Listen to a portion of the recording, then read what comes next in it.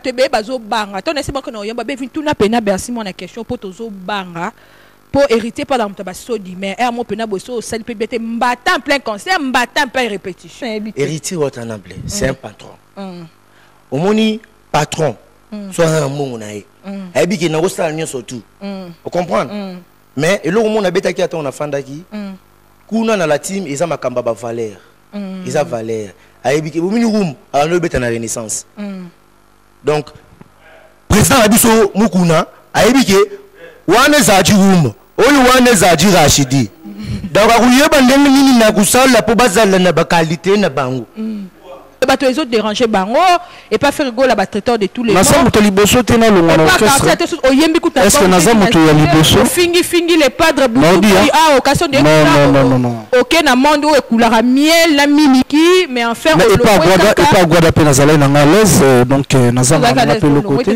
non na longo pour na makambo susu na osala makambo na nga quartier la te vraiment mais éviter ceux bato balobaka ki guada zala fo nga pa na nga na tiro mona ngote donc na kenda mo na palais soki po naza mwa mikolo wana mwa jar banini poche esimba te bani so na l'équipe na mokonzi ta le patron de la musique congolais donc avanga nga to kutana na bangola shikito zo beta plein en tout cas bazo sepela na yo mais qui leader on dirait simba gite zongi ozonga pas fait mais nazo kende pe so leader susu qui leader ya tour eko simba pour il paraîtrait yo bakunda yo donc il longo la cartel longo la jet set soit disant gigola so que yo bakunda yo otika rosara sous succès tout ça donc il y a pas succès bossana merci moi na ebiso il y a pas succès bossana viens mon teza mabo comme ils sont leader est-ce que comme leader pour la deuxième fois est-ce que vous comprenez un peu ba charge aux merci que tu yoana ameka ke sibi na ngota kemba on pas guata siko yo pena chikito est-ce que ozo comprendre un peu mambo ozo luka pour insulter que non simité un manager a bon m'excuser au côté sous place ozo digérer est-ce que tu comprends un peu engagement ozo zo vie vie moi mobile ça toujours combat donc même à la millionnaire belé to bilelo so tali parcours na bango ils ont millionnaire mon côté ou utara mbala moko bu avandi bu bamile kiteli combat groupe noni comment est-ce que bezo s'est passé qu'il bon na minute on a travaillé dans groupe d'accompagnement ouais donc tu vas chanter Ferrego là pour ma non Chiquito obeta acoustique mais on a tout obi mais na ça na répertoire nga on a zo bimisa ok mais Chiquito mais ça peut mabete soki na yembi ba biloko na nga mususu to ba vocal na nga mususu to ba nzembo ya ve na ngai et ça na normal po ba fanatique nde ba to ba sena ka yango non et ça ngate ba fanatique o ba ya na concert o moni ba ici oyo Chiquito ndenge ça na fo yemba nzembo ya papa na o place uta ngana osani tumsusu pe basala ba orchestre basala ngo deux fois simbati wa mukolo yo batumsusu basala ngo pe deux fois et simbate bakenda ka ba grapote mo pa o mokodi bakenda kenda et simbate lelo pe Chiquito pa tambolika na tuo et ta tuo entière tout qui rouge boy ça signification là na moment où non c'est un moment de sang le sang de Jésus.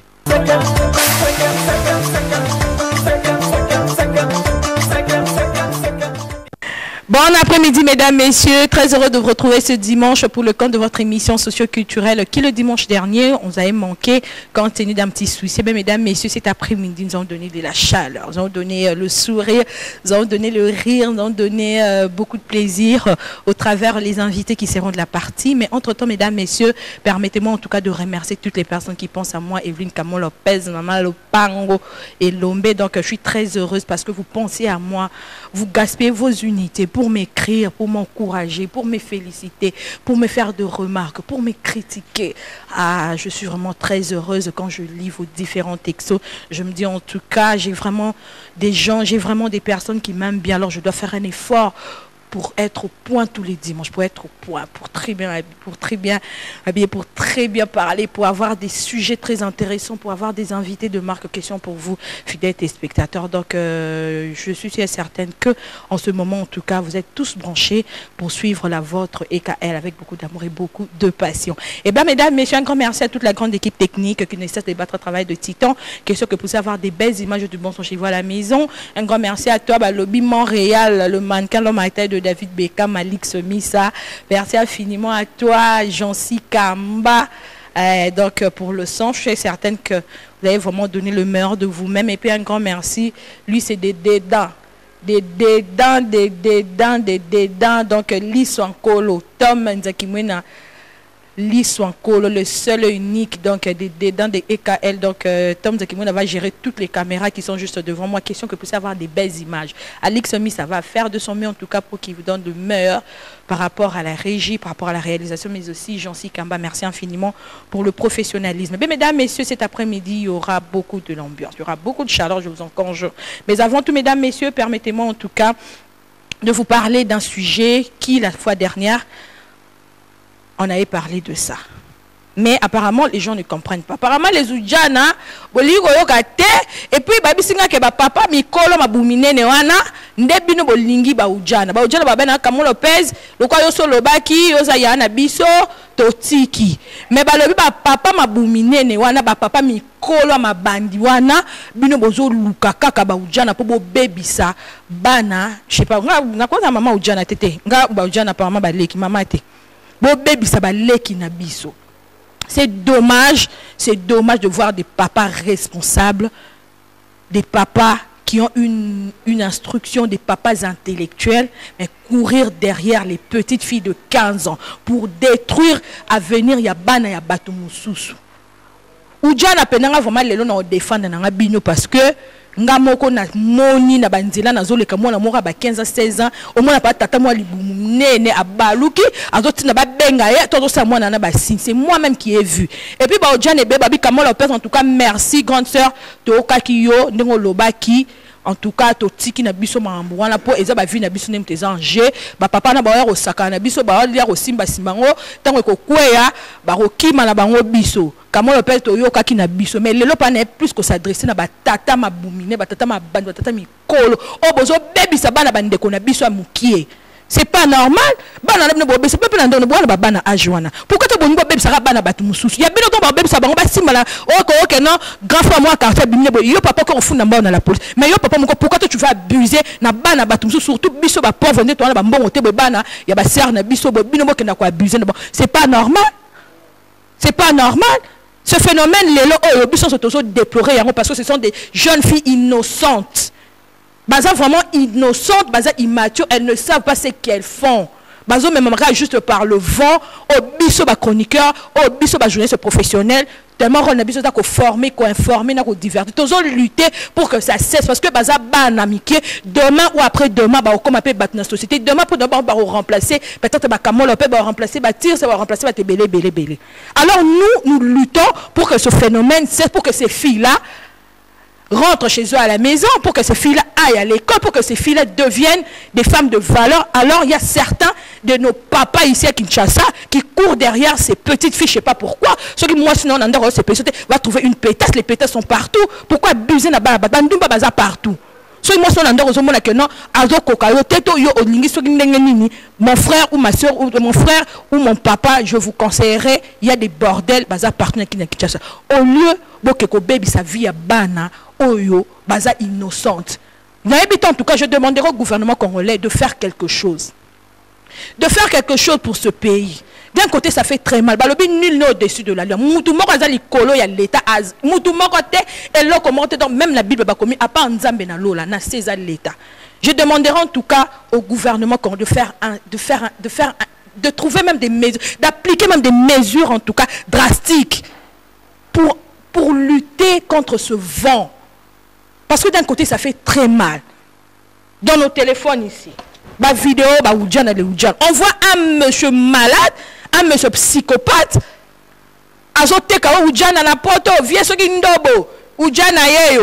tout ça, a sucé, fille, on a téton. Nous sommes dans la fille, batika poitrine, libanda. Nous sommes doigté fille, attends. Banana, moi je le connais parce que baba petite fille, baba innocente. Elle gagne rien. Bozoko sabonka na au lieu sur Mélis, babi ou au lieu sur Mélis et puis c'est tout. Sur au PM bon, on paye moi $10, moi 1000 francs. Elle ne gagne rien. Pour baby makambo, sentiment bazaka remporté par le désir charnel. Alors yo mutoza papa mukolo, yo mutoza na conscience. Pourquoi est-ce qu'on a abusé na bana baninga? D'autant plus que toi aussi tu as ce genre de filles chez toi. Tu as des petites, tu as des filles de 15 ans.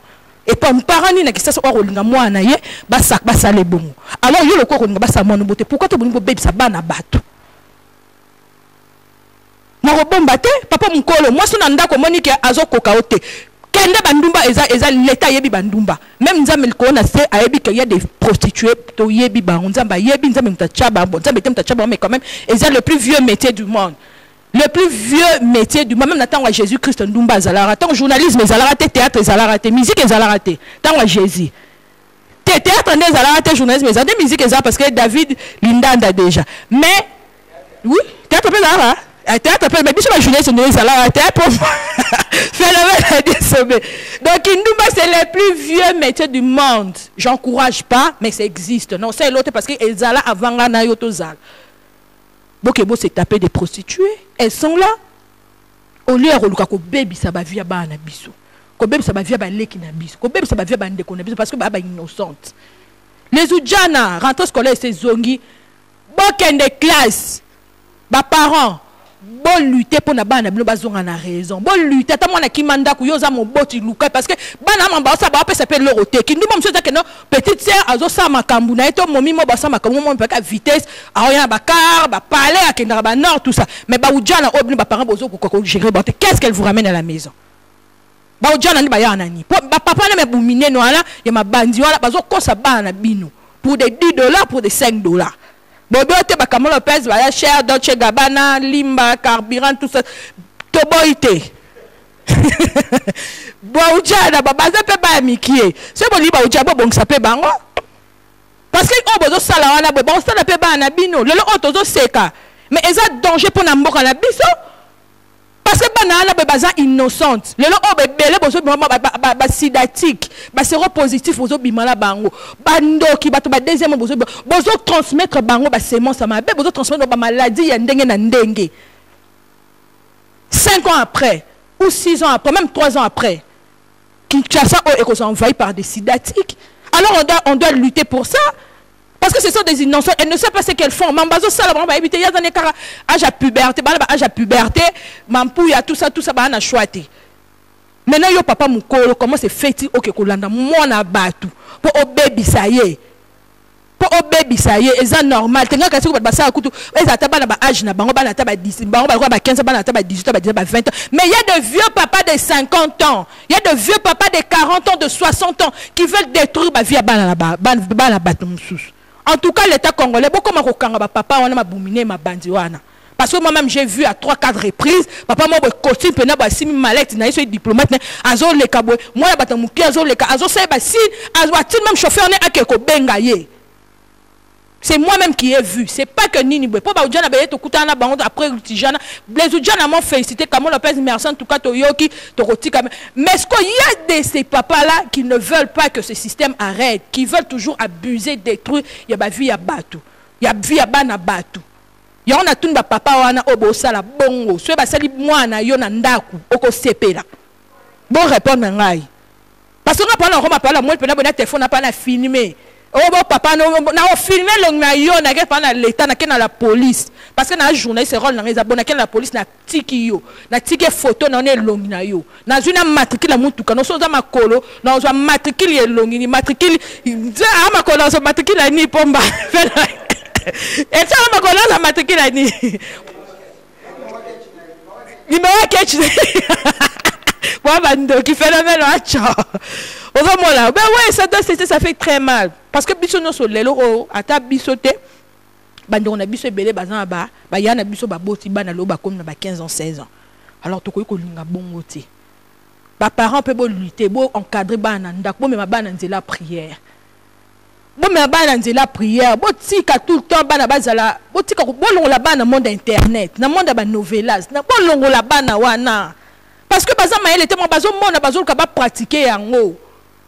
Vous avez un téléphone, un Android, so kotala okuta mambu ya somo.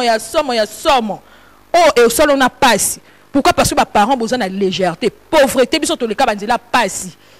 Ngana bi passé, na bi pauvreté parce que na kola oui na éducation famille na oui, mais jeune fille na zanga pe. Moi pas camarade pas moi ba sombele maman na talon ku ba sombele maman na robe men yo zana ngote. Pourquoi tu biso to koma ba ojana te? Offandi, pourquoi? Parce que aux ananzela pour parents no baté lo banzambi pour makam ko sala te. Ba parents bo me mabana nzela prière parce que kindumba bazo sa net ba aja ba pesa binelo mo bani na pesa ujana ta o $1000 en pesa te. Ujana nini mubala o pesa 500 en pesa te. Bon souvent bon so ebele peut-être moi $20. Si quoi $20 wana boye mo nga $20 ba nyo kwa miem susu pendant 5 heures de temps 6 heures de temps.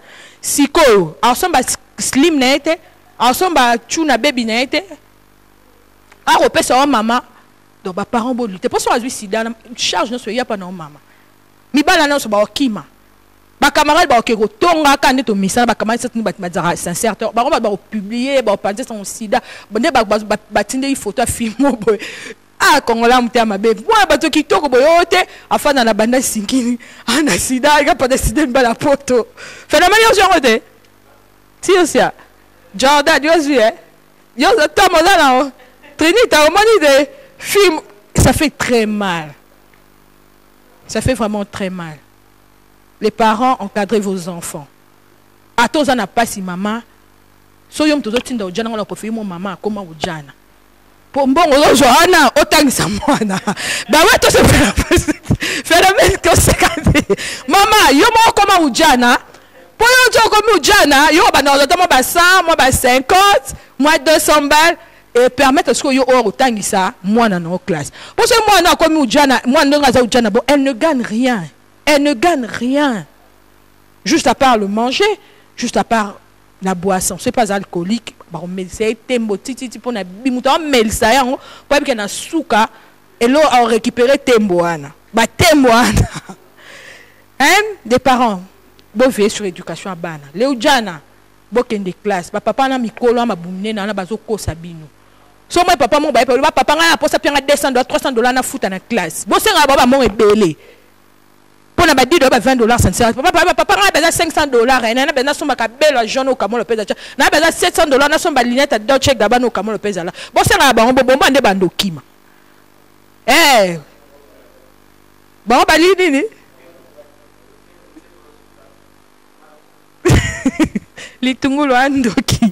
Voilà, mesdames, messieurs, donc le Ujana, toi, on a rentrée scolaire, bon, on a 15 ans, 16 ans, beaucoup de classes, beaucoup de diplôme d'état, beaucoup d'université, beaucoup m'appelle Batou. Yo n'est pas maman, maman non surtout na moi na yo ça akoma Ujana. Ngamo na pe nos conseils maman yo mo koma Ujana. Comme ça yo ozo zwaka ozo comme bon wana oye hotel. Toi comme Ujana comme non ndumba. Pour maman pour Ujana et ce sont des prostituées. Ça fait très mal parce que baba innocente elle ne gagne. Parce que maman n'a pas nos conseils maman yo koma Ujana donc comme non ndumba. Comme ça bon wana ozo kanisa wana ngalo préféré le quoi ozo en maturité.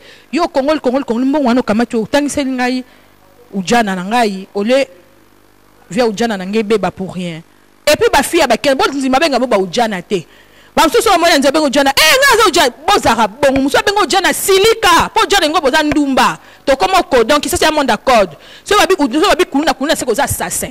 So ba Ujana pe benga Ujana ba mutu mo benga ndumba donc so mutu na ko ngo benga est-ce que ko ngo benga ndumba. So benga Ujana ma chérie silika silika pena benga maso la police ezana benga poto ba maman mo ba toazo leka benga bango bolinga kutu benga no Ujana. Pourquoi abuser na bana bat bandumba ba bazana bango belebela bo comme ba viol bino ba batemiki comme moi 5 à 6 ans o te bandumba ba zebela 1000 francs 500 fois zué na ko si trinita ndumba zali 500 fois 1000 francs pour tout moment ba viol commis bozo violer bana batemiki bozo be se bana batemiki d'un côté ça fait très mal. Ozomona botika bana ba tout tranquille botika ba fille ba 15 ans 16 ans tranquille ba Ujana te. On est basé à venir à lobby. On est basé comme un journaliste, on est basé comme un ministre, comme un musicien, comme un lobby. Comme un footballeur, il y a basé comme un journaliste, comme une femme importante, comme une femme d'affaires. Bon, il y a baby ça vient à bango, il y a sida na bino, il y a chèque na vient à maladie, il y a baby ça, na biso. Baleki na biso pour lobby ba na biso ton ba olinga ba Ujana to ba nini ba nini ba sida et se répandre na RDC Mobimba. Je suis contre. Ma chérie, t'es pas une Ujana. Tu es une petite fille qui a beaucoup d'avenir. Tu dois aller à l'école pour apprendre, pour décrocher ton diplôme pour décrocher ton diplôme d'examen d'état, pour faire l'université, pour devenir quelqu'un dans la société. Donc ne tolère chez aucune personne. Ne tolère chez aucune personne à Benga Ujana. Quand tu appelles Oudjana, énerve-toi. Va appeler même la police qui est juste à côté. Si tu vois même des papas ou des mamans qui passent à la route, vas-y, vite, dis maman, si les capenza, le banga violé, a coché à ta macam. Eh, oui. Parce que quand Oudjana, tu es baba Oudjana, tu es baza bana batu. Oh, bazami qui a joué à Bisson surtout Kola et Ango Bisson qui chance parce que à l'époque tout ça qui peut encadrer et puis Congo ils peut-être moins bien. Le lo omboka et baby tu dis que souffrance est à ma casse, il passe à ma casse alors bino ba bosi ba $1 bois abuser na bana ba pauvreté. Bois abuser na pauvreté à bana ba ton soute parce que c'est pas normal. La justice elle est là. Justice est zali. Oh yo c'est bana ba tu boye ba que moi on peut nanda on peut kuna au comme au jana sans que oye. Alors les parents en tout cas beau se réveiller. Et puis, ma fille, boy ba ke boa ba Oudjana te. Boa ba Oudjana te. Musa bengo Oudjana na bisilika. So moi papa mo Oudjana ki ma belanga violenga ba kanga tata wana. Pour trop c'est trop. Na le black déjà la fois dernière merci pour ba Oudjana ba makamo le fait yo kiti to la talbiso bongo ba ça soutien parce que kaka elle moi tout ça ngabi OK pour ma te menga linde bo ça ki Oudjana te no bo bimara na ba papa mikolo pour na ba 1000 francs pour na ba 2000 francs so za na nzala benga tanga kamo le pèse numéro ngwana bo no sunga no edo mais na lingi te bo za ba Oudjana. Voilà mesdames messieurs, c'était là juste un petit conseil, je suis certaine que c'est bien noté. Alors rendons grâce à Dieu. Alix Miss avant de proposer une très belle chanson chrétienne, question de remercier l'Éternel des armées pour ce souffle de vie si précieux qui nous accorde en dépit de nos péchés, en dépit de nos erreurs. Dieu est si merveilleux, mesdames, messieurs. Je vous convie en tout cas à glorifier le bon Dieu à travers cette très belle chanson chrétienne. Et bien, mesdames, messieurs, à travers cette chanson chrétienne, j'en profite pour présenter mes condoléances le plus attristés à l'honorable chancelier des Zimbouessé qui vient de perdre sa petite sœur, l'honorable chancelier des Zimbouessé, l'homme de maman d'abord. Nous compatissons ensemble avec vous et nous présentons nos condoléances le plus attristés à Suzuki 4x4, l'un des grands chanteurs de la République démocratique du Congo qui a marqué son empreinte dans le quartier latin. Depuis belle lurette, l'artiste évolue à sa manière. Lui aussi, il est endeuillé. Il vient de perdre sa maman. Donc, déjà demain, lundi, Suzuki Luzubu sera de retour à Kinshasa pour pleurer, pour préparer en tout cas les obsèques de sa maman. En tout cas, Suzuki Luzubu, nos condoléances le plus attristés à toi et l'honorable chancelier des Zimbouessé, nos condoléances le plus attristés à toi. Et bien, mesdames, messieurs, rendons grâce à Dieu à travers une très belle chanson chrétienne qu'Alix Miss vous propose.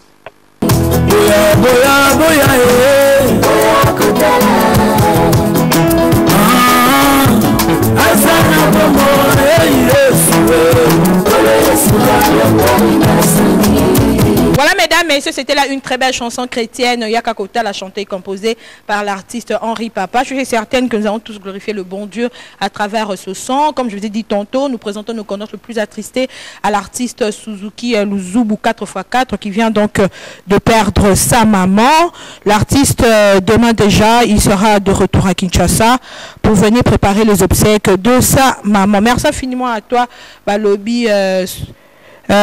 Picho Luzubu, en tout cas, merci de nous informer la perte de votre maman, mais aussi nous remercions infiniment Virus, Virus en tout cas l'un des grands chanteurs qui évolue aux côtés de Suzuki 4x4. Donc l'artiste Suzuki Luzubu demain, lundi, sera de retour à Kinshasa pour préparer les obsèques de sa maman. Et puis nous connaissons le plus attristé à toi, l'honorable chancelier des Zimbouessé qui vient de perdre donc sa petite sœur. Nous compatissons ensemble avec toutes les personnes qui sont endeuillées. Alors, mesdames, messieurs, très rapidement, je vous informe en ce qui concerne les news. Comprenez que le Karmapa, le Tata Honda, Kaligou, je suis très contente. Voilà. La semaine écoulée, la semaine passée, excusez-moi, le Karmapa, le Tata Honda de la Rumba Congolais de Caligula. Caligula avait remporté le trophée Bravo X de meilleur artiste congolais. Donc Karmapa, meilleur artiste congolais, le trophée Bravo X. Donc c'est qui est trophée pour le meilleur artiste congolais. Le Karmapa va être représenté. Voilà, le Karmapa va être représenté par sa chanteuse Julia Amazon au APA Award qui se déroulera à Hollywood aux USA grâce à sa chanson Camembert, nominée parmi tant d'autres. Décidément, cet album Caligula a apporté beaucoup de bonnes choses à son géniteur, le Karmapa. En tout cas, bonne chance au Tata Honda de la Rumba Congolais, le Karmapa, parce que la chanson Camembert est nominée à pas Award à Hollywood, donc le Karmapa n'ira pas, mais Jules Amazon va représenter en tout cas le Karmapa pour la chanson Camembert qui est nominée parmi tant d'autres. Bonne chance à toi, le Tata Honda, le meilleur artiste congolais, quoi. Donc chapeau bas, on est ensemble. Alors mesdames, messieurs, parlons de Fabregas Maestro. Voilà, Joe Gonzalo. Voilà, Joe Gonzalo nous fait savoir que... voilà, excusez-nous. Il y a de ces gens qui appellent. Voilà, excusez-nous, mesdames, messieurs. Parlons de Villanova. Voilà, le maestro Fabro ainsi que le groupe Villanova est toujours à Lubumbashi. Leur retour est prévu pour aujourd'hui, dimanche 16 septembre, puis reprise des répétitions pour l'orchestre. Le 22 septembre, Fabro Maestro et Light Music va se produire à la foire agricole de Kinshasa, puis à Kinshasa à l'Académie de Beaux-Arts, toujours à Kinshasa. Le 29 septembre, le maestro sera au Palais de la Culture à Brazzaville. Quant à Maestro Fabro, il sera en showcase le vendredi 12 octobre prochain. Voilà, un show Yamado à Saint-Maximine en France. Donc le maestro est à Lubumbashi. Il revient à Kinshasa aujourd'hui, lui et ses musiciens. Mais le 22 septembre, retrouvez le maestro et le Villanova en production à la foire agricole à l'Académie de Beaux-Arts. Le 29 septembre, Maestro et ses poulains seront donc à Brazzaville, au Palais de la Culture. Et le 12 octobre, Fabregas Maestro sera donc en France pour un showcase Yamado. Merci infiniment à Joe Gonzalo. Parlons d'Héritio Atana Belapulga Motona Tembe. Voilà, Francis Dibaya nous dit quoi? Francis Dibaya nous fait savoir que... Oh Jésus, il y a de ceux-là qui appellent. Voilà, Francis Diba nous fait savoir que retrouvez Héritier Watanabe en concert ce dimanche 16 septembre 2018 à la 5e édition du Festival de la Rumba à l'Académie de Beaux-Arts. Le générique 5e vitesse sera disponible le mardi 18 septembre à minuit sur toute plateforme de téléchargement. Merci à toi Francis Dibaya. Alors, mesdames, messieurs, nous poursuivons avec les news très rapidement. Voilà. Voilà, nous allons y revenir avec les groupe Caméléon du cinéma, voilà, nous fait savoir que il procède au recrutement 2 acteurs et 2 actrices pour préparer des films africains. Répétition chaque mardi à 11h, de 11h à 15h sur avenue Combe numéro 11, référence Sola. Plus d'infos, pour tout contact, appelez au 085 074 14 00. Groupe Les Caméléons. Voilà. Merci infiniment. Vous allez revenir avec d'autres news. Parlons de l'artiste Miel de Son. Voilà. Christopher nous fait savoir que... bonjour, l'adresse de la beauté africaine. Mama Bayres Camo Lopez, comment vous allez? Voilà. Christopher le Conga, le communicateur par excellence, le marketeur de Miel de Son, nous fait savoir qu'après 5 magnifiques concerts en RDC, plus précisément 3 à Idiofa et 2 à Kinshasa, celle-ci, voilà, Miel de Son, Mboramisara tourne son regard vers Paris pour le mix et tournage des clips de son nouveau album intitulé Préambule. Un album qui tout doucement lui introduira dans sa carrière solo. Et pour apaiser le cœur de ses fans, sauf imprévu, le général de guerre Double Revolver sortira un single. C'est moi en cours. Le single de Miel s'intitule C'est moi en cours. Voilà, merci infiniment à toi Christopher. Miel de Son, bref, l'information à retenir qui séjourne sur Paris. Et il procède donc au mix et au tournage de clips de son nouveau album intitulé Préambule. Mais sauf imprévu, tel que nous dit Christopher, Miel de Son va lancer un single qui s'intitule ces mois en cours. Merci infiniment à toi, Christopher. Alors, mesdames, messieurs, donc tout a été dit. Bon dimanche à toi, politicien Bilel et Ilopable. Je remercie infiniment Balobi Descom, ma mère Linda. Alors, mesdames, messieurs, permettez-moi de remercier le président Chicago Moussoueni, l'espoir d'Afrique. Un grand merci, Balobi. Balobi Salada, le tenant du titre depuis Paris. Salada, le tenant du titre depuis Paris. Merci infiniment. Un grand merci à toi, l'incomparable, l'homme des affaires Mikoui. Et puis, je remercie infiniment Madame Françoise Ito du 13e arrondissement sur Paris. Et un grand merci en tout cas, Balobi, au préfet Roli Mandian, ou le préfet par excellence. Un grand merci, Balobi, à notre chef du personnel, le chef, le prince Kouata. Babi Bana Lukunga. Bokanga Kombo ana le prince Kouata. Bana Lukunga. Le prince Kouata. Tant makamongo go bana no lo bamno pourquoi est-ce que non ben abno message comme le prince Kouata. Bokanga ngoma kasi bana Lukunga. Pour y a pena muta ko apporter changement quoi. Y a apporter pena maman na changement à Lukunga. Donc merci infiniment chief le prince Kouata pour le soutien, pour le conseil. Je remercie infiniment Balobi Patrick Lutumba depuis la France. Un grand merci en tout cas à la salle de sport Épidescente. Vous voulez avoir un corps de rêve, vous voulez avoir un corps affermi, vous voulez maigrir, vous voulez avoir un ventre plat. On a une tablette à chocolat, le quoi phénomène elle a dit sobe moté manadine bola. On a une taille qui toko le la tire c'est la jamousquette. On a vraiment na taille moro canon le la chiquito cashmani. Donc bisotou na salle de sport Épidescente. Situé na Lusambo numéro 11, on a commis à Kitambo. Merci infiniment au grand gérant Olivier Lanfo. Un grand merci à mon coach privé personnel, lobby coach Yves Kipé. Mais merci pour notre entraînement. Lobby dosé, non pardon, pour et non si là. Et puis un grand merci à toi, Cédric Macan. Je remercie infiniment Clovis Correct. Bien, mesdames, messieurs, c'était le vendredi. On était invités dans une conférence de presse d'une grande chanteuse, d'une excellente chanteuse en tout cas. Elle s'appelle Ansi Kiamwangana, la fille de notre papa, du PDG Verkis Kiamwangana.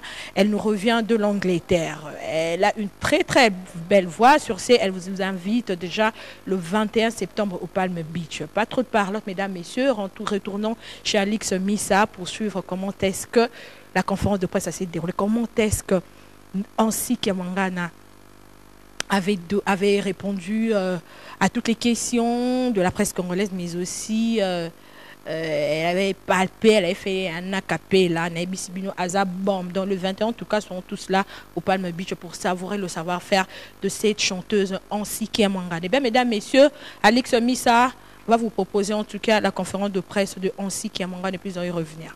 Qui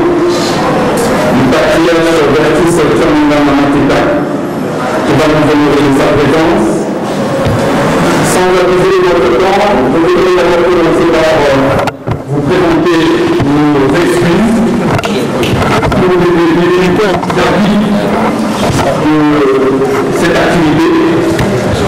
Aussi présenter une fois de plus des excuses à ceux qui se sont déplacés, qui n'ont pas eu le temps de recevoir nos SMS hier pour corriger. Mesdames, messieurs, nous allons donc retourner chez Alix Missa pour suivre le savoir-faire de l'artiste. On l'appelle donc Chiquito Balobi Cashmani. Cashmani, pour très bientôt déjà, il va lancer un clip professionnel. Il a marqué son empreinte chez Ferrigola, au quartier La Tâche Kofi. Depuis belle lurette, l'artiste s'est décidé en tout cas de devenir pour la deuxième fois leader. Alors on le reçoit tout à l'heure. Alix Missa propose-nous un morceau, comme ça vous allez revenir pour le recevoir. Et donc Moussama qui a dit qu'il baigne chic a sali nyoso bolingo motama na defo et sali mon babe qui na so place Congo Sali dans le lac Rosa a été dans la recette de Savana Kasavo et tout l'accueil il va devenir un chanteur et ça fera plaisir à prendre un maillot.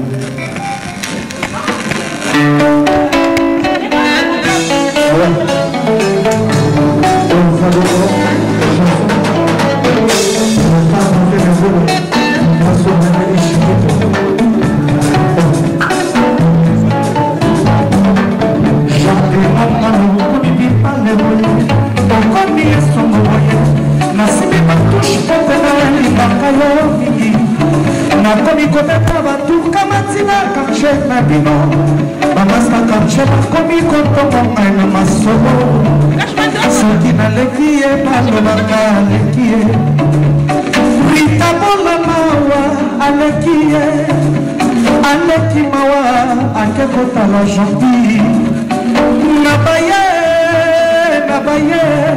pokwa nyonso ayaka na kutaka nanga kaka ye te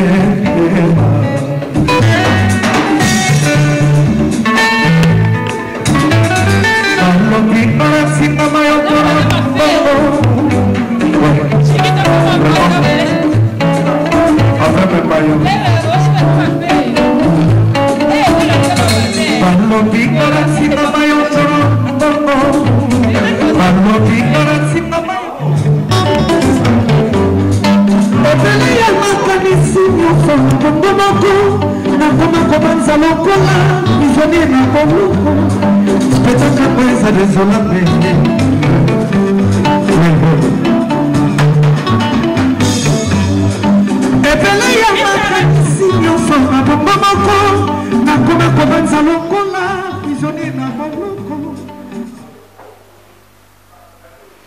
Non, quand même, mesdames, messieurs, vous venez de suivre Balobi Cashmani, Balobi Chiquito, un artiste de talent qui a marqué son empreinte dans le groupe de Ferrigo, la Jet Set, After Jet Set.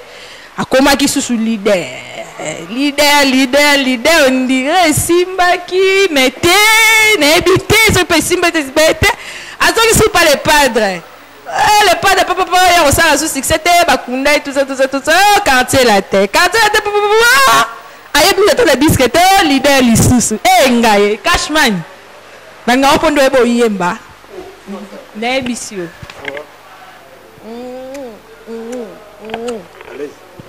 au rythme du pays. Merci. Cashman un mot à tous les vraiment on a remercié vraiment Batonyo so bazolanda Chiquito na minute vraiment merci la chance beaucoup c'est une opportunité au beaucoup singai ya kotalanga sikoyo parce que ma composé belle photo solo là parce que ça la rabis aux public merci. Voilà, merci Chiquito, prenez place. Cashmani, bonne santé. Ouais, santé kitoko. Nicolas n'a seulement régime, Nicolas n'a bendiga moi et bien. Pas bon plat. Par rapport à ouais. Garçon, taille pour ma garçon quoi. Merci. Merci infiniment manager Abraham Mbayo, merci infiniment. En tout cas, tu as tout le temps en contact naïe. Alors Chiquito dans le monde entier, mais j'étais surprise en tout cas de voir certaines personnes me demander Chiquito Longwe, quartier latin, Longwe pas fait l'omide, tout ça. Alors dis-nous un peu concrètement Chiquito. T'es où? Bon, depuis continuer le vivre donc na minute Chiquito ils sont membre longaté mais Chiquito ça na temps mususu nazalaki na problème ya matanga et puis na giraki yango et puis na minute na sali single o ezana titre ya bonne année pour na osepelisa toujours ba mélomane o balinga la bonne musique quoi. Tiko Chiquito kende quartier ateko ça ni po yembi ni na vocal ni osali ni vocal o yembi ni na album kende ka pour na obeta ba concert. Non, on a qu'un pour concert, on a qu'un pour travailler, vu que le problème n'a coûté moni avant d'aller dans la musique, n'a pas été le main, ce qui quelque part moi était tellement moqué que papa à sa côté papa au boire à moi logo, mais la minute où papa a sauté, n'a commis une charge moussous, ou n'a zala qui n'a ngoté, donc on a changé peu la structure, n'a comment on vivre et puis n'a. Bon, ça mutation d'hiver. Quand aventure au Sarah fait rigolo bimélé à 4h30, au bien apporte nous au bêta boubou au salon sous coiffure le milieu. Bon, ça ne connaît pas quartier résidentiel mon frère. Non. Comment on t'a pas d'hiver? Ou t'as vraiment non, on est ça. Eza makambo vraiment ezala bongo te ndenge bato ba interpréter lango mais nzambe ka yemo yebi ko c'est important mingi na linga mingi kolobela boulot na ngai te maintenant ozo longwa boy bato ezo déranger bango et pas faire rigolo ba traiteur de tous les na samu to liboso te na longwa na orchestre est-ce que na samu to ya liboso fingi les padres beaucoup ah occasion de non OK na monde où écoulera miel la miniki mais en faire et pas guada pe na zala na ngalaise donc na samu na pe le côté non na longwa pour na makambo susu na osala makambo na nga mususu mais na faut faire le midi avec ça ta elle kutate papa kofi le quartier a été assistant na wana ndo décider longwa on a solo idée là den sango panzani ya Cashman non na quartier là vraiment mais éviter ceux qui bateau balobara qui a guada ça la fo on a pas na tiro mona ngote mais ça il faut on a kenda on a parlé ceux qui peut na za moi mikolo na moi jar bani ni poche simba te bani so na l'équipe na mon père, mon conducteur, les patrons de la musique congolaise. Donc, avant, on a rappelé le côté. Mais par rapport, il y a vision, état qui est artiste, on a appelé ambition, et puis, on a coutani, et ça, il a changé. Mais est-ce que on a quartier là? Un jour. Oui, nous sommes fiers, parce que. Oui. Nani auto ba tourner ba l'exhibition au yema album ni na quatre orchestre déjà na kindaki na quatre orchestre mais na yembi na quatre album te ya mupa o mokonzi. C'est ça quoi. Chiquito zaki pour leader ngato kutana na bangola Chiquito zo beta plein en tout cas bazo sepela na yo. Mais qui leader on dirait Simba qui ozonga pas fait. Mais nazo kende pe sur Angola. Leader susu qui leader ya tour eko Simba pour il paraîtrait yo bakunda yo donc il longo la carte longo la jet set soit disant gigo la que yo bakunda yo otika rosara sous succès tout ça donc yo pena succès bossana merci moi na emission yo pena succès bossana. Viens monter ça ma belle ça. Comme il sous leader. Est-ce que comme leader pour la deuxième fois, est-ce que vous comprenez un peu la charge aux autres? Merci que tu as Amérique qui est si bien, on t'a qu'un on peut guata. Si vous avez Chiquito, est-ce que vous comprenez un peu mambo aux Luka? Pour un que non, un manager a m'excuser, au côté sous place. Vous digérer, est-ce que tu comprends un peu engagement aux autres vie à moi, ma balle est toujours combat donc. Même à la millionnaire et belé to ebilelo so tali parcours na bango ils ont millionnaire mon côté ou utara mbala moko bu avandi bu bamile kiteli donc pour na ko réussir donc yo senga fo bunda nana nzemba mona imba swabala na imba ko bange salene mi jire récite moto salene mi jire microbe kininye salene mi jire malaria donc la paire et ça la moto a réussi à la vie. Donc tu vois, vie à moi mon bal est toujours combat donc bah combat tout na kuta na ngopo na ngai dès que naza vivant na lonyango. Mais cette fois-ci tu es sûr vraiment que tu vas réussir? Makambo eza bien ici na réussi déjà parce que bicho réussi en tant que leader. Oui. En tant que chanteur, tu réussi déjà pour naza déjà leader. En tant que leader, comment est-ce que groupe Noni, comment est-ce que besoin s'est passé qu'il leader? Bon, na minute on a travaillé dans groupe d'accompagnement. Groupe d'accompagnement. Ouais. Ah Chiquito. Si on a baloba yo pena bakunda yo donc esili pona yo sa sous succès té moto moko te azana pouvoir okundanga dès que nzambe nana lobelo côté pona vinanga parce que ngana la foi na prière nanga ndenge na sambela nzambe na yebiki ya part Dieu moto te ako matandi likolo esprit nanga côté spirituel donc parce que ndimela na nzambe donc naza croyant si ko Chiquito aux qui moi silence qui est tant le quartier la pe baleka qui ba c'est ba lettre de soi disant que ba expulser mais yo lobby que non yo ça au long pour na vision donc comment ko éclaircir biso parce que quartier la te mo mona mikanda pendant que no ba confier le mida ko mikanda à longo li non tu t'expliques que non aux yeux non na salaka le demande d'emploi on a côté ça mais et puis na sali peut l'être avant na longa parce que na wutu ko tana ba problème ou ils a moins un peu côté artistique té de ça côté la famille na ils a moins privé quoi.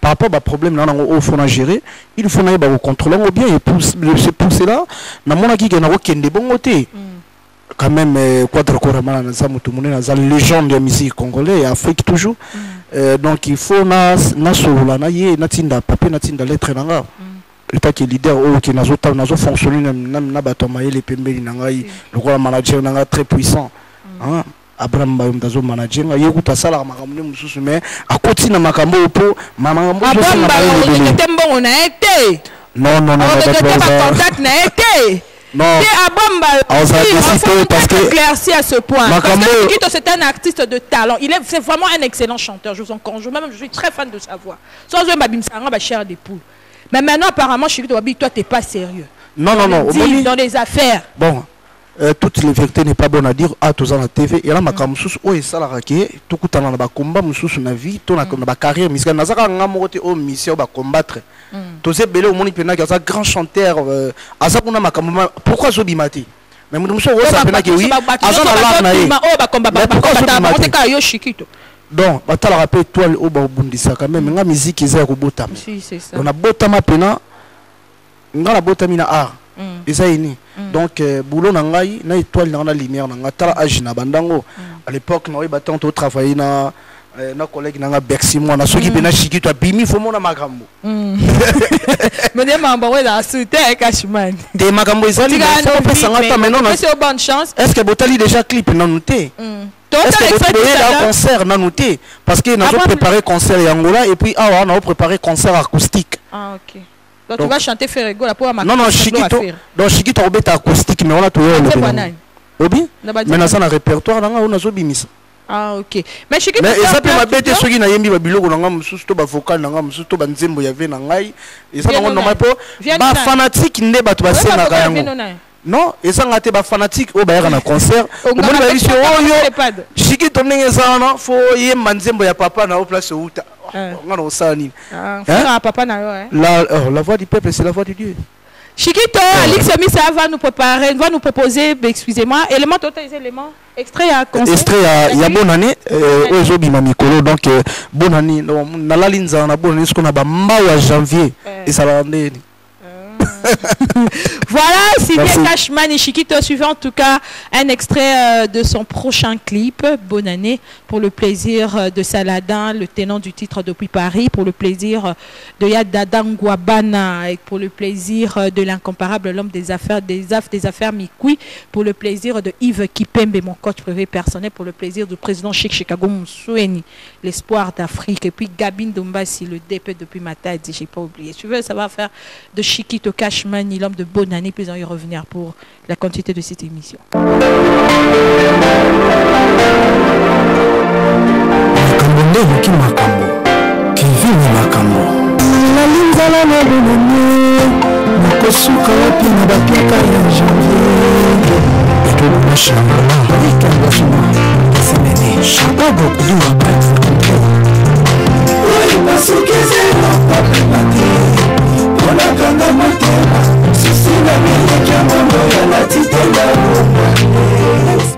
On a besoin, mesdames, messieurs, Chikito Père.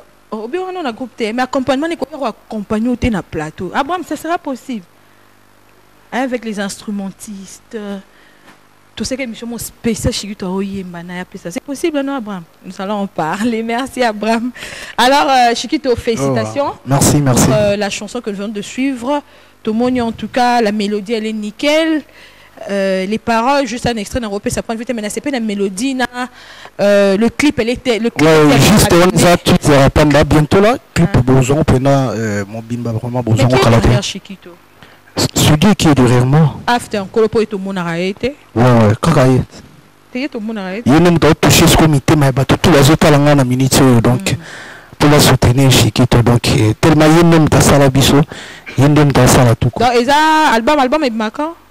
Donc tout ça tout le bilan nous single au bonne année comme ça album tout le bilan après mais ça fait moi d'extrait là dédié au Panani et puis m'a dédié chanson au pas Nisha qui bibi la patronne longa ba fête il y a ce talent parti Angola et puis au talent là bas YouTube donc il y a cela tellement bien mais mon avis qui a chant donc après c'est combien au but on est moins privé quoi mais na 4 disque na 4 album ba banzimba ba vena nga Benoît Zé pour Judas social les ali il y avait na Kongwati Sébastien les ali et puis partenaire moi pena na Soline et pena clarté ma makambo les ali j'ai pena ezaki to commun tout ça vraiment bonne année bientôt là Bourgeon on a la plateforme et tout na iTunes Amazon déjà Bourgeon déjà vous avez à dispo bon kalatende to le Belasco album.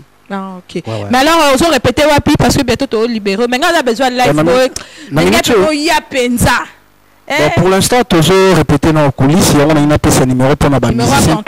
On va travailler bien. On va guitare bien, bien, animateur, clavériste, batteur. Bobengana 09 97 83 80 41. On a bandeli sous 09 97 83 80 41 à la fin. Donc, bonjour. Place travailler en et puis Maman Benita et puis na bosanita Brambayo Maman Benita donc Makambo et puis Playboy Carl Bambori sans oublier salle de fête Lévi Dabo azolandanga master nanga chez Dalove grand prêtre dit Makouti ma auberge la valeur c'est pas lui ça va le bicordon le bicamba chef na biso. Non, c'est mon choix. Cordon et chaîne biso non c'est pas ça. Moteme poti. Déjà. Servo pesimono komalo balo bae. neti kaka ba black malobe pexo e pasoli motema bolingo ebandi ye nzambe papa akila mokili motindo na motindo akabola baras mikolo bilongi bakomportema apesa dola moto nyonso moto na moto neloko na ye mwa plan na ye mwa bor na ye sheri na abinga kayoni na ye po domena kovibre bato eza don principal nzambe apesa yo pakolanga moselunu na nzoto ye nina e changa kurai nina changa kurai ningisanga inzoto changa mosilu na koma swabala na porta bolingo na koma swabala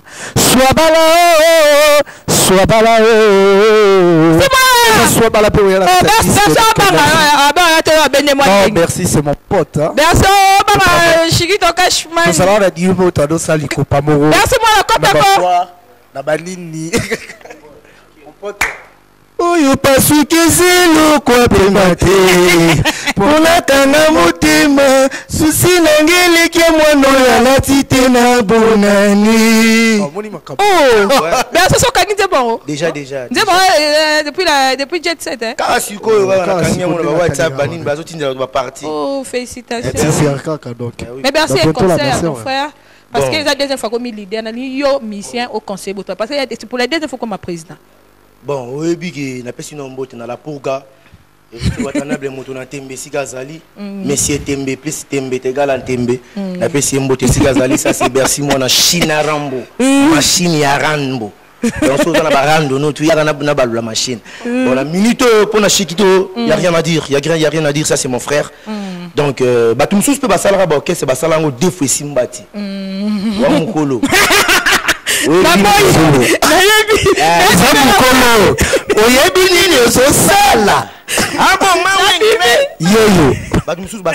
Deux fois et simbate bakenda pas grapo de mopa omokodi bakenda kenda et simbate lelo pe Chiquito pas tambolika na tuo et ta tuo entière.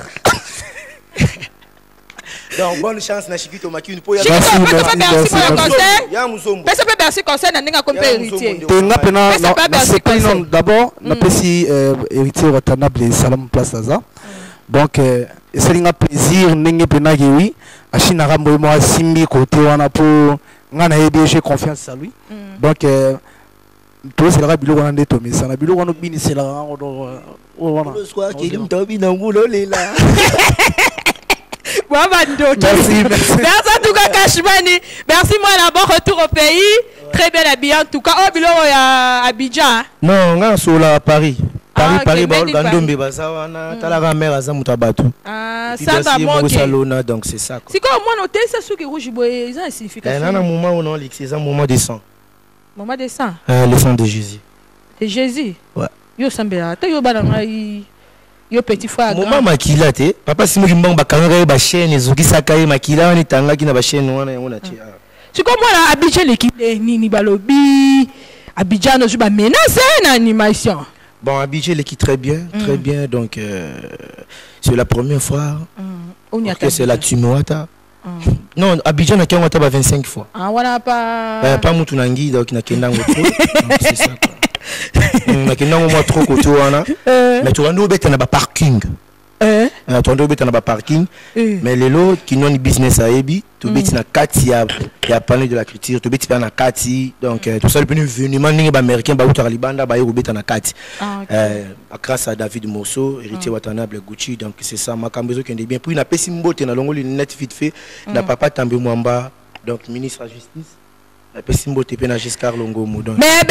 en tout cas d'une un peu ambiance entre binoba animateur la team Wate les cas comment entre ambulance mutunanga platana b apparemment c'est tout hein kunzado alongwa ambiance c'est les kandé bon ambiance c'est normal au moni kuna tuzaka oza grand soldat oza grand guerrier oza vraiment leader tant que présence na on a 4 trio ana est-ce que ba menace à témoin non bamba soezate ba pesezate te musale zo le bien par rapport que tout à la niveau biso moto ebi que Bercy a un niveau intel ambulance a un niveau intel c'est qui là Platini à un niveau intel. Oh. Il y a ça moutounanga ibanda kala. C'est une endroit fanda na. Tu vois bercer à niveau ni.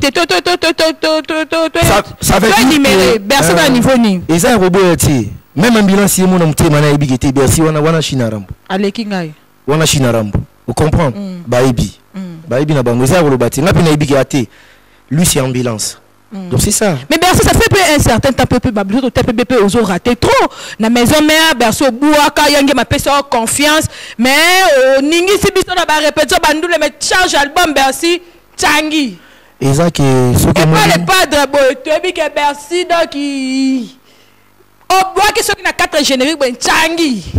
Siko, Moana, et pas Wata. Ambulance au banc, on a Nini, à un niveau, on a Nini, ça fait déjà plus de. Si il faut rater nos génériques. Ngai non na sale lo ki ratate. Banda banda aussi pela na papa simu kimbangu. Ti lelo bato wana ba changer raté. Ba sepela na ye toujours azanzambe. Ndenge bato balinga simu kimbangu ndenge bato balinga ngai. Nombo ya bato balinga simu kimbangu kukanite na bato nyoso to wana tangelinga bakombo. Baza bana na nga baibi. Baibi maambonga na sala. Na après Bill Clinton ezangai. Après Bill Clinton c'est Bercy. Ti style lelo na beti to mo de prison na yo ke lo ni ne binis. Fauza, à part Robin, on a eu qui moi l'IPK, ça va, la mon outil de Côte d'Ivoire, ça va. Oh, bien sûr, t'es. On a eu qui l'IPK. Locolo. Licolo, dans sa ligolo qui? Là, on va mettre dans bango, sur le Robin, il a évité au Ebisinga qui baisse le au moins Bimagiboué. Locolo, n'ingana. Non, Nathalie, on a ça les fois, on a qui Robin, merci. École. On comprend, donc c'est ça. École. Bana classe, Bassimbi, c'est pas épais. Na classe bana bina na épée. Na classe au monde moi na classe. On a encore bina la quitte ça la thème na encore. Na habité vraiment donc ils sont na régie bazana image wana on a ina ngona et tangité ah OK tangité pas de souci. Ba otala ngo dimanche wana botala ndenge ba événement biloko eleki parce que nga Bercy naza na calcul te ko calculer ba biloko wana zotanga wana banini. Mais Bercy ça fait très longtemps pour ce non mais il faut comprendre qu'il na uti na ça fait très longtemps aujourd'hui boloko il faut se pela que avant boloko moni to linga ndé bino bolinga ko sala makambo ya koganga tango tuninga question ozelinga na répondre tranquille. Avant boloko bana ko bin sa souté pour ce ko bani ça des autres boye et mal watu na na lobi avant boloko ben ça bini sagité wapi o lobi na maison mère zelanga na préparer réponse on a bimisi na pesio voilà c'est ça tant on lobi que ben ça raté biloko na maison mère na zo ki ba cri tout na beta ki on a tempo tangela nga disque ni e bima et sali ba vie ko le tempo ça la rage ko le tempo na ba disque nyoso tangi tangela nga pour mon na sala ba venima pas faire rigola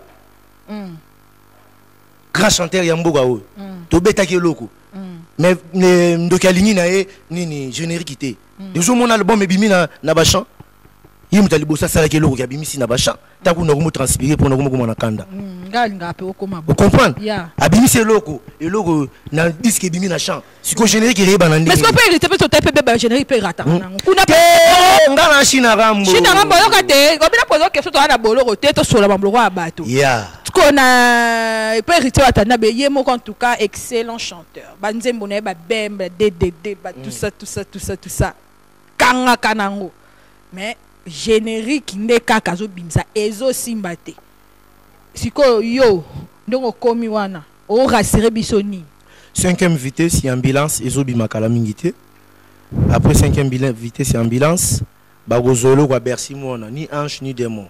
Les Kinois attaquent les villageois attaquent les Kinois. Yango ni zoya. Donc y a rien à dire. Ngana bosser. Ngana pena bosser, na pena china rambo, na pena mama na bosser ya usakanati. Donc ba petu wana to tangi wana. Nga ba to ba bimarayet, ati makelele ah! Mutu na pe dangwe. Omo na zu brasa apesi. Siko ba petu wana tu dangwa pesa makambo. Mais dango apesa babita ngo fa nini. Après ça l'homme des Zikito le brassard. S'il vous plaît, le niveau n'anga iko tangela nga batu ngo tangela nga te pardon. Te nabi dangwe, on parle de Bill Clinton. Ouais, nga na so après ça brassard. Na so la mama biso bi la pesi mutu brassard, mutu elega na prendre nga ina kuzu te to pesa mutentel. Bubando sala ni ba jewana. Poyo nani. Nga na za mukonza ba animateur tout après Bill.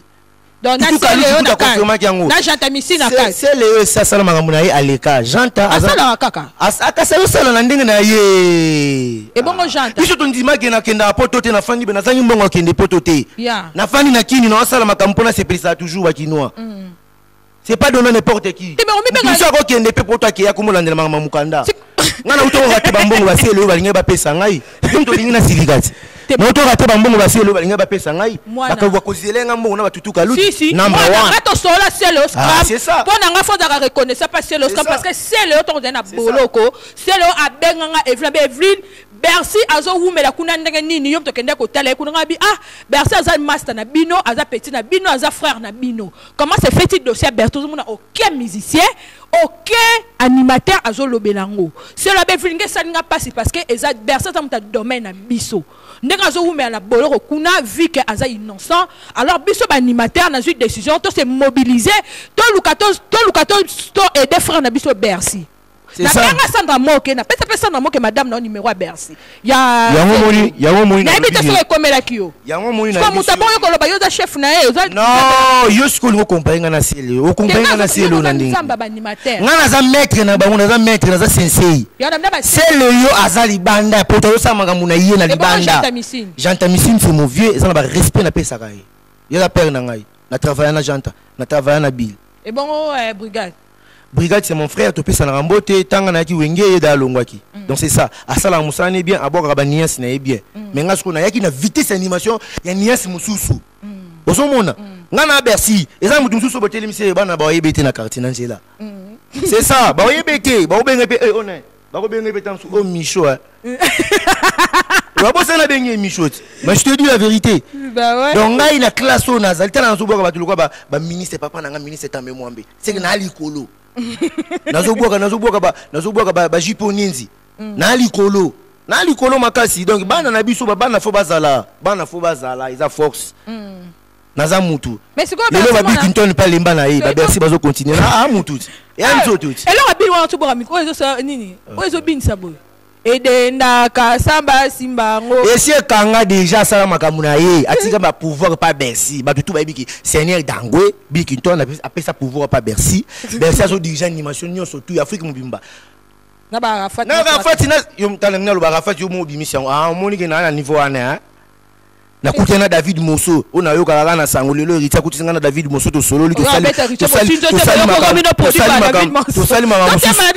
mais ba to no kende to no kende wa Côte d'Ivoire wana to no kutena ba David Mosso te to no beta toujours na libanda et puis ne beta c'était émission pena na zaki na fatigue faut ya voyage si merci mwana na ya pour na ya parce que mais moi la dernière question pour te toka bwana ouais nena yeba pour batebe bazo banga to nesi bako na yamba be vintuna pena merci moi na question pour tozo banga pour hériter par la mtaba sodi mais mon pena boso sali pe bete mbata en plein concert mbata en plein répétition pour beta ba mission ba mbata to mona gaz ba mission à plein répétition à plein doule si ko makamba bongo so comme le roi Bercy moi la mbata to gazma pena ba biso tout fa na ba ndule boy réaction na yo Bercy zande pour ba bi ya za mtaba mbata mutaro gange dans le bibo au moni question héritier votre namble c'est un patron au moni patron soit un mot na e ebi ki na go sala nyo surtout vous comprenez mais eloko mona beta ki ata on afanda ki kuna na la team eza makamba ba valeur eza valeur ebi ki bomini room ala beta na renaissance donc président abiso mukuna ebi ki wana zaji room oyo wana zaji Rashidi donc akuyeba ndenge nini na kusala po bazala na ba qualité na bango donc on a la qualité na ngana ba respect na ngala puka pesa nga emote ba tuku ba beti maboko na ba respect na nga pesa nga ndesi na minute bazo finga pa Nico Games abandi ko finga la puka na za soda na za na valeur na yebi mangamba l'état bien parce que j'ai fait 3 mois en prison et puis dossiers zo continuer ba mettre na nga ba mettre yanga ba mettre limokoto bazo landela ba dossiers zo kende bien puis jusqu'à longo mwaza wana donc eloko kana obeta c'était na Nico Games tika kombo ya la puga parce que tous on a 3 demandes au bazolinga ba ya caisse Doumer moko ya bakati ba wenge claveriste moko ya kati ba wenge zebele ya kati bino mo bopona ya kati ba wenge et puis soliste moko ya kati ba wenge au bazolinga ba ya ba continuer na ngai na générique na ngai donc to tika bilobela wenge surtout to tanga wenge na minute oyo pona ngai wenge za ya la puga parce que pas amuta wenge na mitu biso ndio to wenge pour spectacle to sala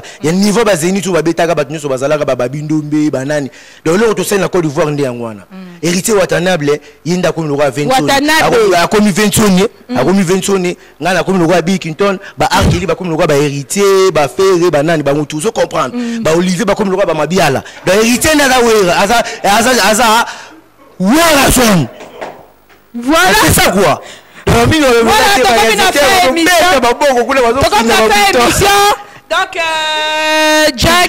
Jack Bauer, acteur, il y a film, Fiston, Malula Immortel, Merlin Wakele, Boss, Serge Ilonga, Iloko, Mande Fupembe, Grady Mbalula, 3 fois Chansard, Fidèle Tiplique, Maestro, Yolande Malula, Berlin Bossolo, Nancy Diaké, c'est social, il y a Suisse. Ah ouais, voilà. BBC Lukamba. Voilà, alors, merci Moana, Toka Boana. On a des annonces, tu peux savoir remercier pour on a panza, on a des annonces, on panza. Bon, on a pesika ka batutumbote. Mouvement na bino ezalaki de Alibanda citoyen musala ezana mo bien zokende bien mardi to bandi ba répétition na biso ndenge ezalaka kaka donc professeur Tounesol na pesi epembote sikazali na pesi kinwa ni business hein na pesi kinwa ni business na pesi susu bobo ministre mon frère et puis na pesi papa nanga edi les papas social et puis na pesi mbote les sous na le rombungu venanga le rombungu vraiment mbote à trop siko zali donc y a rien à dire et puis na beti c'était na batu bozo finga la puka Nico Games botika bo finga la puka héritier za suna niveau boyebe la réalité so bo finga héritier lokwa bo finga ngai tant so ngana okutana na makambo na osala yo et puis na yebi valeur makambo na osala yo poso na sali ko na bete la mode 2 jours à prison o na bete la 1 mois donc na yebi valeur makambo le bino ne bona l'état bo ba valeur makambo ngana mission mo na do vivre lokwa na États-Unis Benganga bobenga besi ya mwana na lobi bobenga karmiki salwe 081 91 111 01 81 91 111 01 to benga na pona makambo ya générique les Kinois attaquent les villageois. Voilà, merci à la Panzara, voilà, mesdames, messieurs, c'en est fini pour cet après-midi. Cette émission en rediffusion ce mercredi à partir de 13h juste. Quant à moi, EKL, Maman Lopin, je vous aime, je vous adore. Un grand merci en tout cas à toutes les personnes qui nous ont regardé. Merci infiniment. Et puis merci infiniment à la hiérarchie de la CBS. Chief Le Prince Quat, à notre chef du personnel, merci infiniment, Chief. Merci infiniment à notre coordonnateur, M. Nolbi Gaëtan Kamba. Merci infiniment à notre DIPRO, Elder Junior Tinga. Merci infiniment à notre directeur technique, l'empereur de Makoma. Merci infiniment au Chief Samuel. Merci infiniment à Alix Somis, le mannequin à la tête de David Beckham. Merci infiniment à Jonsi Kamba. Merci infiniment à toi, Tom Nzakimona, Lili Sonkolo, Balobi, Tir, Siala Djamousket. On est ensemble. Merci infiniment au coordonnateur de ma chaîne YouTube, Jordan de Kambala. Merci en tout cas. Abonnez-vous massivement sur ma chaîne YouTube, Evelyne Kamel Lopez. Au bout de la fanatique Evelyne, s'abonner à la chaîne Nangaye, ça va bien. Voilà, mesdames, messieurs, je vous laisse en compagnie de Bercy. Moi, à perception, c'est bilingue. Un jour des mois. Ouais, un jour bien des mois. Ni ange, ni démon. Tout dans la katikati, wana, n'engue la pouga, l'oba. C'est pas ça, bisoto, t'as d'ailleurs, extrait, quoi. Ouais. Sembola loboko goga. Salelanga oyo mokili eko kiko salelanga te esi asalaki. Batona tselaki motema. Bango babwakisi ngai. Natikali lokola elamba ya kala na pesi sumbote na guitariste mo bazo finga nga yo na Orlando Nicolo te na Orlando dimanche wana yo mo yebi guitariste so ba betela ye après aye uluba mingi na TV sona zulino bo comprendre